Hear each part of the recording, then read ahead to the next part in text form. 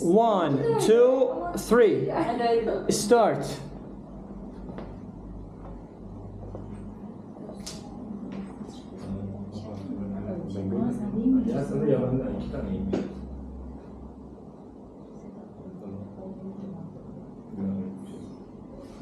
Right now I am filming 360 video in this class. We are following the technology. We have 2 teams on Quizlet. Let's see who is going to be the winner. Oh my God! Happy birthday! Bzzz. Very good. You are the winner. Round 2. Round 2.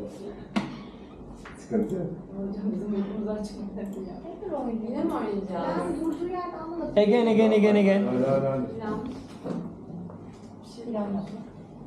Bu da Türkçe, o da Türkçe'yi anlayamadım. Acil, acele.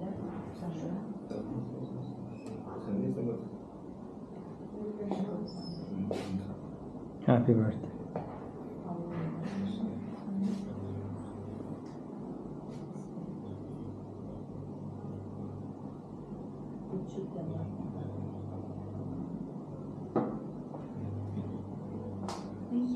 Happy birthday. Wait. Niye tek gördüm ya? They are the winner. They are the winner. Now, 1 point for you, 1 point for you. Final round. Biz sizi Sümeyye'ye yaptık. Final round. Aynen. Çözdük biz nasıl oldu. 1, 2, 3. Good. Let's see what happens.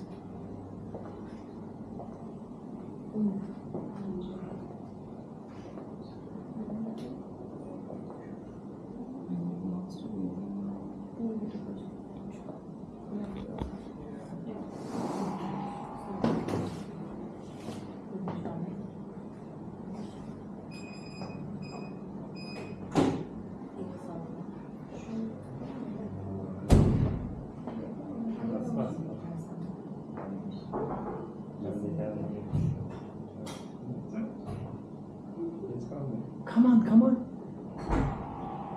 You're going head to head. You're the winner! Oh my God. Zaten. Sonuncuya tık. Like 1 second. Yes. Right? Bir kere daha. Maybe, but I You are the winner. Yes. Bir win. kere daha oynayacağız. Bir şey söyleme. Bir kere daha oynadınız Bir yani. saniye muhatap olma. İkinci tane muhatap olma. Biz daha isterlerse verelim muhatap olalım. Okay. Okay. That's enough for today. Yes. Take care of yourselves. See you next time. Okay?